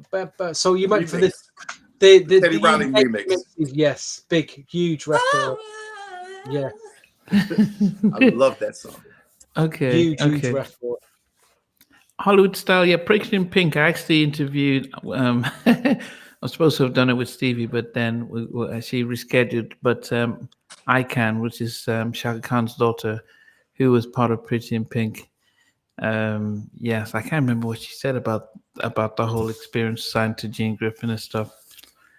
No, they were signed to Motown, who didn't really give them that chance and stuff. Yeah. Okay, we're down to the top 2. Stevie, what makes number 2 for you? Another huge record. I don't think this was as big in the UK as what Jade was, but it's still a big track, especially in America. It was their debut single. We know about the story now because it's been well documented online. But I had to go for These Young Ladies. Woo! TLC, Ain't Too Proud to Beg, the smooth down extended remix again by DJ Eddie F, the Untouchables, who made a lot of my chart tonight. But killer New Jack Swing record, one of the best. I'm not sure about that green hat, but it definitely suits her. It definitely suits her. I adore those girls. To me, that's the great in the modern era. That's probably the greatest group ever. Wow. I love that group. Yeah. But you know, in some ways they took their influence from Bear with DeVoe. But they just had better staying power because that's always about the second album. And this Crazy Sexy Cool, you know, was such a bigger album than Ooh on the TLC tip. But Bell with DeVoe, the Hootie Mac, I think maybe if they didn't do the Boot City remix album and really got some good producers on the second that album. No, but I just think they just. Which one? I don't know. Hootie Mac? I think. Yeah, I liked Hootie Mac. I think it's just politics, man. I really do, because it sounded great to me. To me. I don't know. Yeah. I think it's just politics. Yeah. Okay. So you've just number 2, Namdi. Oh, you got yours. We're down to number 2. Okay, so I think every genre has its sort of king and in some cases their queen, and I think as a fan of this genre, there was no better female that really personified what this genre represented. When we go back to our classic albums, this lady was on all of them and eagerly expecting that debut album. But for reasons unbeknown to us, it never came through. But the one song that she's credited as a sort of a lead singer, well, she was still featured on this track like she has on many other tracks. But this is It Good to You by Tammy Lucas. We got to hear her vocally. We got to see her in the video, and this is her writing this track. And it's it's just a shame that her career, she never got her shot to shine. But Is It Good to You? I remember that rinsing out that Juice album. That Juice album soundtrack was such a big album back in that time, and this was it. So Is It Good to You, I Tammy love Lucas? that song. I probably could have had, I loved Tonight's the Night. That I loved. The other track I loved from Tammy was what she did with Big Bob. I Like His Style. Just vocally, she just had that honey sound in her vocals, and she just knew. Uh-huh. Her and Teddy just had that magic. The biggest thing for me was I to love that learn that song. she was singing in Goodbye Love, that she was the female vocalist on that track, and I'm thinking, not credited, but that was her, and I was like, man. So yeah, so that is it. Is It Good to You, Wow, it's Tammy made number Lucas? 2. Another one I thought might have made your number 1, Namdi. Wow. So Tammy Lucas will be a bit upset with you tonight, mate. She'll be a bit upset with you. She's watching. So Tammy's at number 2 with Is It Good to You? Corell's got a number 2. To As do he it. checked his notes. Yeah, as FW3DR said, go. it's hard to she did it with Teddy B Heavy D, and then she was able to redo the track on herself. So that was a big one. Yeah. Go ahead, Carol. My Are you turn? gonna sing it or what? Yeah.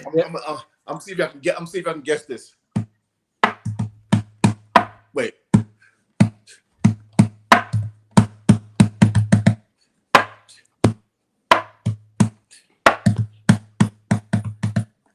What's that? Oh. Real love. Oh, he's gone for Mary J. Blige. I'm searching for a real love. That's definitely New Jack with that beat. Yeah, Mary. Well, man. it is Uptown, and Andre built his label on Teddy's back. It's 90. That's the 91. Yeah, no, 92. it's an Uptown. Andre built Uptown on Teddy. It was pretty much that was the sound of Teddy, and so yeah, definitely. I think because Mary had such a soulful voice, and they started shifting. The Uptown really started shifting. So I think they really focused on her vocals, and that's when it just felt like. And then when Intro and Kenny Green did Reminisce and all those other tracks, it just switched away. But yeah, that is the track. Yeah. Okay. So I mean, some of these track artists you've mentioned, like Jade and Mary, I was like debating: are they more R&B, 90s R&B? But I mean, technically they are. Technically, you're right. They are. But I said, if I was as knowledgeable as Steve, I would probably have a different list. This guy knows really obscure songs. I couldn't think of anybody. There was a lot, but you had to dig deep. Like even Abstract came to mind, but I couldn't remember the song. Okay. So you couldn't remember Right and Hype, their first single, Right and Hype. I remember. I mean, you saying it, I kind of remember it, but I couldn't remember it when I was thinking about them. And I'm like, do I really want to put somebody on a list that if I can't remember? No, I understand that. No, you're right. You know what I mean? You got to put songs that you know. I understand that. Yeah. So Stevie, are you going to go 10 to 1 and then some honorable mentions? I am going to go 10 to 1. I'm going to do a few honorable mentions first. The ones that I really wanted to put in my 10, but I just couldn't fit them in. There was this girl group called Times 3. They were signed to Solar Records.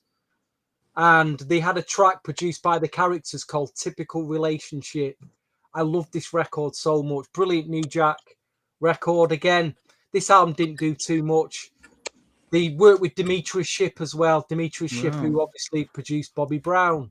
The other Characters track that didn't make it was this. I'd be surprised if anyone remembers these. Oscar, they were called. Mixed race group. What was the track called? It was called Let Me Make It Better. The brilliant swing track.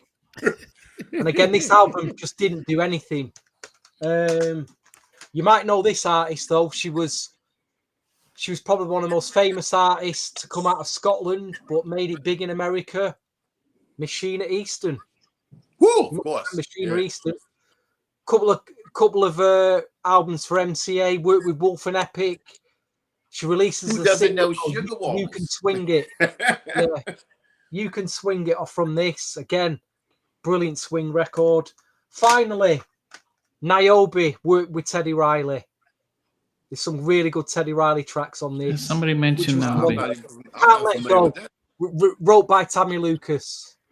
Wow. I'm not Right, even number familiar with 10, that. Karen White was The Way I Feel About You. Number 9 was Jasmine Guy, Everybody Knows My Name. Stacey and Kimiko at number 8 with Are You Available? Number 7, The Good Girls, I Need Your Love. Eminem at number 6, We're Falling Apart. Number 5, Ex-Girlfriend, You're the One for Me. The Girls at number 4 with Jam Jam.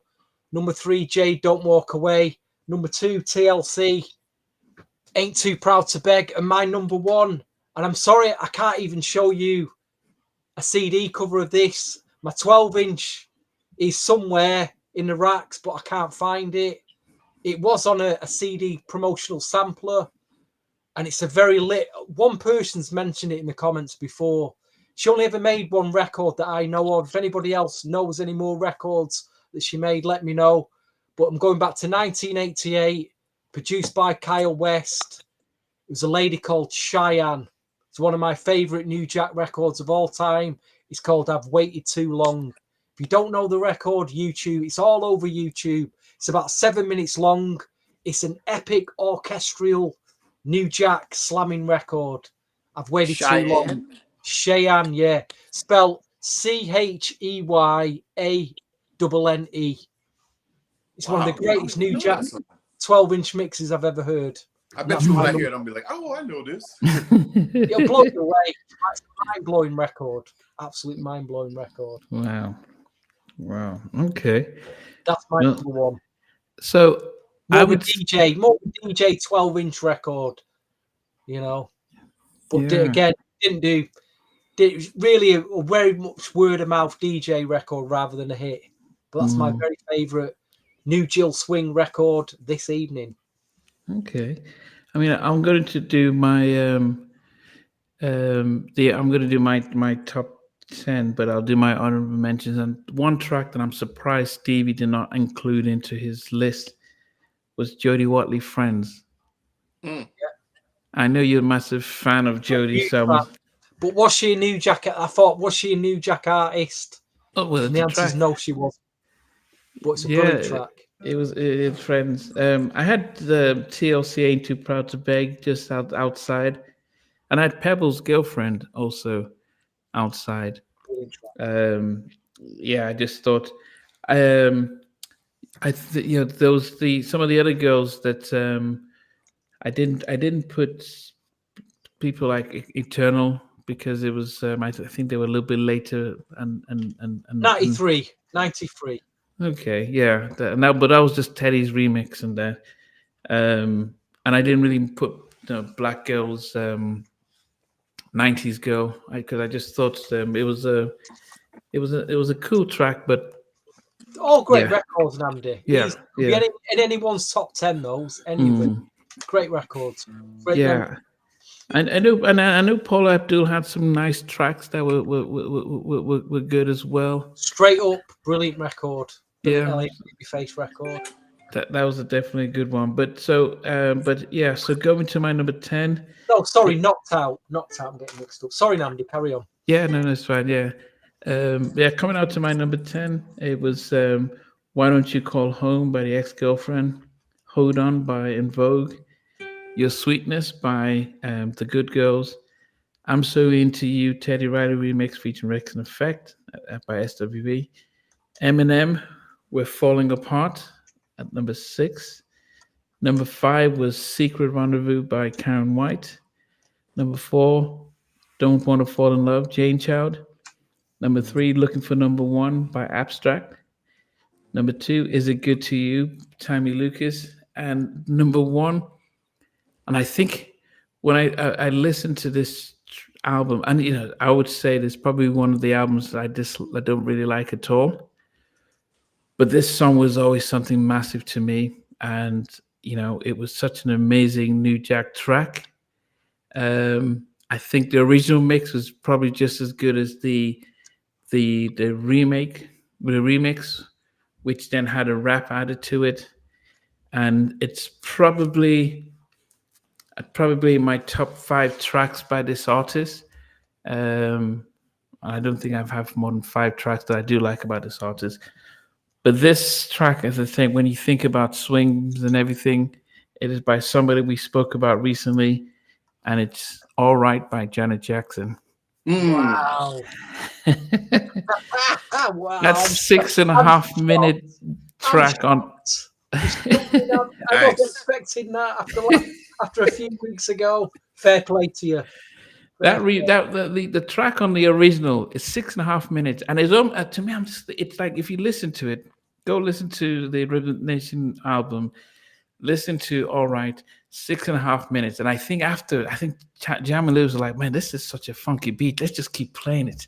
Amazing. It just kept playing it out, and then forget about when Heavy comes in and does his rap, and then there's the stuff in the video and stuff. But I'm like, wow, this is such a funky New Jack track. And when was going through the list, I was moving things around, and it was like, no, this is just such a Janet's got, to me, had my favorite New Jack track, as much as I love Tammy. But I just thought that, this was such a big track. So Janet Jackson, All Right, and it's not even it could be the remix featuring Heavy. That sounds like a very late entry for you. That recent entry. I think if we had done this list before we did the Janet stuff, I probably wouldn't have put it this high. But when we were doing the Rhythm Nation review, and I kept listening to it, it was just hard to get it out of my head. Great record. It was just hard to get it off my head, and I just thought, as much as I love the Tammy stuff and all the other tracks, I just thought that it was just such a it was like, you've got the singing part, now let's just focus on the production and let's just swing it out and stuff. So yeah.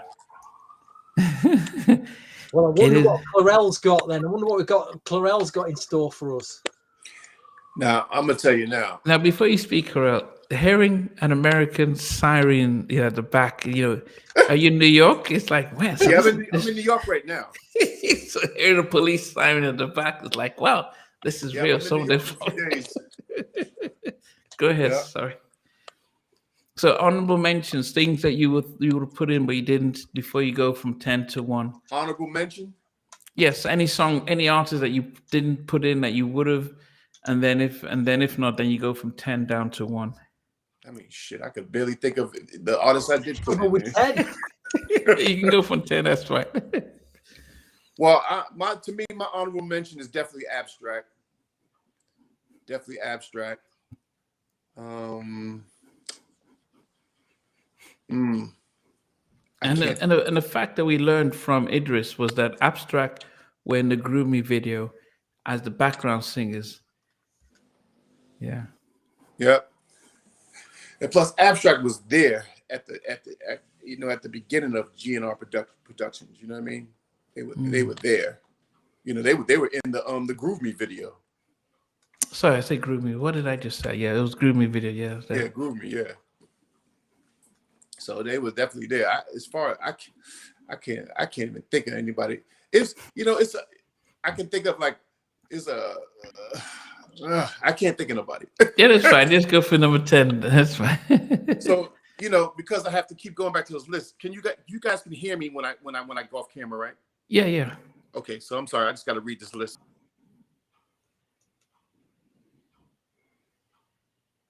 Oh, are you still there? He's frozen us. It's frozen and stuff like that. Big Yeah, moment, and he's gone. it is strange too that we had 1 or 2 crossovers, but yeah, I thought some of the ones that I put in that you would have had them also on yours as well. But you went for to highlight some of the lesser known tracks like Stacey and Kimiko, Eminem. I didn't think Eminem would be in your chart actually.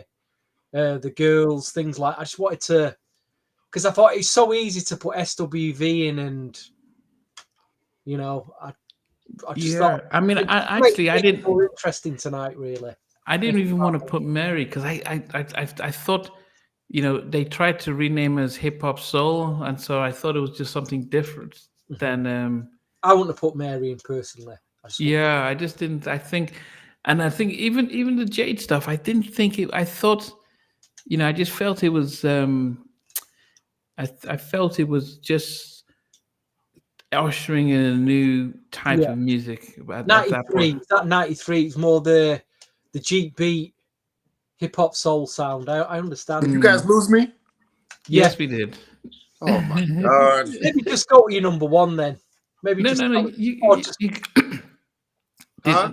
he's got to read from his notes and Okay. he goes offline. So Yeah, so you can just tell us what your number one is. Okay, I'm sorry. So when I think about number one for a list that I would think about, because I really, I'm really heavy into music. To me, the person or people that have to make number one on a list that I would do have to be people who really make an impact on the world, on the industry. Like when 50 Cent came out with In the Club, you know what I mean? Or when Snoop Dogg first came out, you know what I mean? Like people who just completely changed the game completely. And in my opinion, in the early 90s, who did that was TLC with Ain't Too Proud to Beg. That video debut was the greatest video debut I've ever seen. wow. Period. Like I got chills now thinking about when I first saw that video. The way, I mean, the charisma and everything that they displayed, and showmanship and singing and rapping, it was the most amazing video production I've ever seen for a first time group debut. Wow. Word. Great number one. Fantastic. Yeah. One. Wow. Like they changed the world when they came out. Oh, certainly. Rap. Yeah, I must yeah. admit, when I first heard it, I didn't think they'd blow up the way they did. I didn't see it coming, but I just knew it was a brilliant record. I knew they was gonna blow up. That's when I heard that baby, baby, baby. Oh my God. Oh God, it's a rap. Mm. Woo. Yeah, I mean, Ain't Too Proud to Beg. Yeah, it was. It was different. It was unique, and yeah, we definitely give them, and production. Dallas utilized the what? drums and everything. Like name a group or a song that has funk, hip hop, and R&B in one song. I don't think anybody. I mean, they were funk, hip hop, and R&B meshed together, and I couldn't believe it. Yeah, it was amazing. Yeah. I mean, there's still, that was to be able to go from strength to strength with their second album and stuff. They just made got a better and massive better. difference. Yeah, they just got better and better and stuff like that. Like it breaks my heart to this day.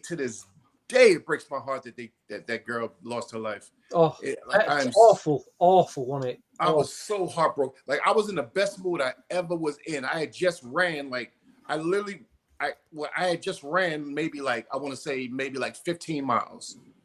Like I used to be in really good shape. I ran like 15 miles. You know what I mean? I literally ran from New York to New Jersey to go to Free's house from 106 and Park to take her running I took her running for 2 miles because I used to train her, and then I ran back home. Over the bridge and everything. So I was in the best mood. I come in the house and my friend says, "Left eye died." I'm like, "What?" Done. Just done. Wow. Yeah. I saw her. The thing about me, I always see people right before I always see famous people like legends or whatever right before they die. Scary. I just saw her at a Sade concert like a month before that. Like a Sade concert at the Garden, and she was sitting in the audience. I didn't even know it was her. She was sitting right behind me because I didn't think it was her because she looked like she was 15 years old. And she was around all of these execs. All these, look like these, all these white guys. They look like big time execs. I was like, who's that? I was like, that must be a new artist coming out. I'm like, wait a minute, that's Left Eye. And then right after that, she was gone. I couldn't believe it. Yeah. Definitely was. Yes, I mean, we definitely, yes. I mean, we can remember Left Eye for the impacts he had and the impact they had. But it is strange because I know, Stevie, you have your encyclopedia knowledge of these abstract girls, you know that you could have just pulled out stuff. Um, and it's interesting that we all went for sort of a mixed bag of artists in a female artist, but it was good that we tried to spread it out Yeah. to start remembering the different artists that especially the female ones, for people to go and check out. So you said Cheyenne. You know, I've talked about Eminem and Abstract, people who just didn't really get the love. And I think the Good Girls got a lot of publicity, but they didn't get the And we sales that they didn't talk needed. about Pebbles enough. I'd say Pebbles we could have talked about a bit more because she did make a big impact back then in America, didn't she? Pebbles. Yeah, Girlfriend, Mercedes Boy. She had a Giving you few the other. benefit of the doubt. Yeah, She's giving you the a big benefit. artist. Actually, that song was really big. That was probably my favorite track by her. Yeah, so yeah, that was definitely something that Pebbles, Karen White. I mean, during that time. So yeah, it's good to see that most of you guys, all came up with very different tracks. Um, sure. Okay, you're back in. Yeah, I'm sorry, man. I keep No, it's fine. my girlfriend keeps calling me. She doesn't know that I'm on a call. She's like all worried that something crazy happened today. I'm sorry. No, so you got your guitar. Do you want to be able to? Is there a track that you could, give us a little taste of the chorale, the vocal coach, and how You mean on my guitar or on the Yeah, computer? your guitar. I mean, yeah, I could do something. let's see if it's true I shouldn't have made it or I should have made it. Okay. All right, so this is actually a song I wrote on the way to school as a kid.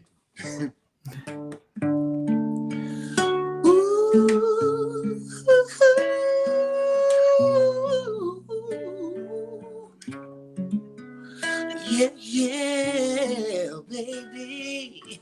No, no, no. Here I lay all alone in this strange place, far from home. I really don't know what to do. So confused. Ooh. She never wanted to explain to me what went wrong. All she wanted was goodbye from me. Now she's gone. What am I gonna do? Then my brother said, too many women and too little time. The thoughts of your lost love, leave them behind. Just let her go and find another love. But I'm only human, far away, left behind, away from you all the time. You know I need your sweet love. Why can't it be me you're thinking of? Silly of me, they say, to think of you after all these years. Still I try to forget you. I'll swallow my pride. Woo! Yeah. That's all I'm gonna give y'all. Wow. Wow. Well, Yeah, round of applause for that, man. when did you write it? When did you write it? I wrote that on the way to school. I must have been It's like almost 14, 15 years old. I wrote Wow. that on the way to school. I wrote, Wow. on the way to school. My girlfriend had just broken up with me, and I wrote that. Yeah. Yep. wow. Did you ever But plan to record it? Was that ever in the? I recorded it, but I just like I got a million songs recorded. You know what I mean? It's it's just weird for me, for my career. It's just weird because every time I get ready to do something in the business shifts. You know what I mean? It just shifts. So now it's the independent game. You know what I mean? So now I'm gearing up for that now. So hopefully that'll stay where it's at. Yeah. Okay. Yeah. Wow. I mean, not only are we appreciative that you came in as our guest, special guest today to Anytime. really give us a good flavor when we were going through this list and perspective and came up with some curveballs, but also to then be able to bless the community with a song that you've had for all these years has definitely been. Listen, definitely been Clarell, great. man, life is short, my friend. You need to let us hear some of them songs. Get them on Spotify, SoundCloud. Just put them up there so people can listen to them. Yeah, I'm gonna do it. I definitely gonna do it this year. I'm almost done with a couple of songs, and I'm gonna just really just do them. You know what? I'm gonna tell you another thing that's been my dilemma is that I like live music, right? And I'm a really big fan of Motown, like extremely big fan of Motown. So for many years, I would go into the studio, whether I was working with a producer, whether I was working by myself, or whether I was working with whoever, and I was never, ever, ever, ever satisfied until my brother just told me, he said, listen, you just need to just use a straight up band. For what you want, you just need to use a band. So I taught myself how to play the drums, and now the music is finally coming out the way I want it to come out. You know what I mean? So I'm ready. That song there, that's a half decent song. That people need to hear it. It's a good song. There's a story behind that. What you're telling, you're putting your heart and soul into it. Yeah, I got a lot of them, man. But as Stevie says, one of the things I have to appreciate, Mr. Dalvin from Jodeci, is that he has all this music in him, and he just goes into the studio, records them, shoots his own videos, and just puts it out there, whether people like it or not. Because it's like it either just sits in my head or sits on my hard drive, or I put it out there. And if somebody likes it and they're blessed by it, that's fine. He's not doing it because he wants the money. He's just doing it just to show his love. And I think that's one of the things I appreciate about artists who are like, who was it? Barry White was saying, music generally wasn't meant to be made. It was made money from. It's it's a gift. It's out there, but you have to find ways of making money, but through your music. Yeah. And I think when you go back to, so now people put out stuff to get the headlines and stuff, and then they do shows or they sell merchandise. So I think, this people waiting for the right opportunity and thinking, well, all the music just sits in there and does nothing. I know. So as Stevie says, if you've got stuff recorded, it's been that money thing. Always as an artist, as a grown man, I'm always focused on trying to make money so I can do my music.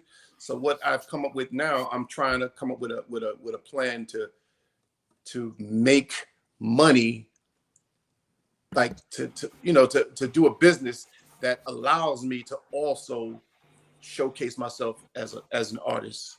You know what I mean? So because all the adventures that I've done throughout the years have taken away from my artistry, even vocal coaching. You know what I mean? Because I'm so focused on developing artists or whatever business that I've embarked on. You know what I mean? But this time I'm coming up with a business model that's going to help my pockets as well as my artistry. Yeah. Well, finding a way to get your music out there, and some visuals as well.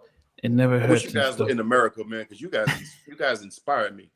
I'm serious. You got to realize the vibe here is totally different. People here are they're so negative. They're not. You guys are way more positive and up. Like every time like from the first interview that we did, what I did with you, Namdi, you were telling me I need to do a guide thing and all that kind of stuff. You know what I mean? You always pushing me. Where people here are like, what? You ain't 20 no more. What are you doing? You know what I mean? So it's just a totally different vibe. But every time I hit that stage, the audience shows me and tells me in many different ways that I should be doing music. Yeah. I just wish I could do it without having to worry about paying bills. Yeah, well, I think that is. I think what we and so I'm not a singer or producer, so I can't speak from any experience other than I think if you have a passion, and I always think that if somebody really loves their music, if this is something they're really into, you put it out there and you're doing it from the heart. I think when it becomes a challenge, when it's like I need to pay my bills, so let me do this.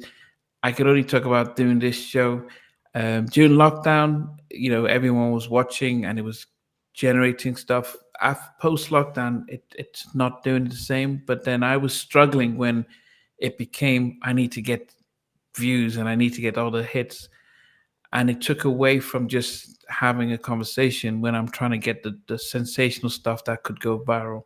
Yeah. And I realized that that wasn't great and it wasn't effective. So now, if 10 people watch and appreciate what they see, then that's fine by me. And so, the motivation had to switch. So that's why I'm always saying, look, if you do something that you love and you're passionate about, and 10 people, 20 people watch, yeah, you always want 1 million people. But if you don't get it, just put it out. So, that's a tough one. Yeah. Yeah. But anyway, so Stevie, your final thoughts about this evening and the list? I've enjoyed it. Really enjoyed it. It's good to celebrate, like you say, a sound of music that we've all come from, that we've all grown up listening to. I enjoy these Sunday evenings. It's a good chance to have a chat. And Clarell, he's almost becoming a bit of a regular now, and he's been on quite a few times. It's always good to get his stories. Always great to see the listeners spending a bit of time with us on a Sunday evening. We really appreciate it. Again, do smash that like button. I've said it a few times tonight, but that's smashing that like button. Maybe drop a comment at the end of the show, and it'll push us up the algorithms a bit. But the night is getting on now, so I will wish you all a good evening. That'll be my last phrase from me, and hope you enjoyed the New Jack Swing special. Next week we've got the dangerous album Michael Jackson with the NJS3 guys coming on, so even more something to look forward to next week. Yes, definitely. Thank you, Clarell, for coming on this evening. Good to see you. Anytime. Yes, no, definitely. We'll definitely bring back a collaboration. Definitely. But hopefully, as I said, you put out the music and stuff, and so yeah, it's definitely. But guys, I mean, Clarell, is there anything that people can look out for you from? Do you have a No, I don't have any upcoming events. I just like I said, I do artist development and I do vocal coaching to a degree that you will not believe. If you're an artist and you need to get the shyness out of your heart, please contact me at NYC Vocal Charm School on Instagram. I specialize in getting artists out of their own way. That's my specialty. So contact me on NYC Vocal Charm School, and I promise you, your life will change. Yeah, definitely. Yes, definitely. Okay. Well, we hopefully for the end of the year, Clarell, we can get you back, especially while Sheldon's on sabbatical and stuff. But guys, anytime. We always appreciate when you guys are part of the conversation, especially for the chat. We appreciate you guys coming up with your own stuff, reminiscing on some of the artists and stuff. So definitely appreciate that. So from myself, from Carell, and from Stevie, wish you a definitely good night. By the time we meet next week, your clocks would have changed because right now we're out of sync. But it's good meeting you guys, and we'll see you next week.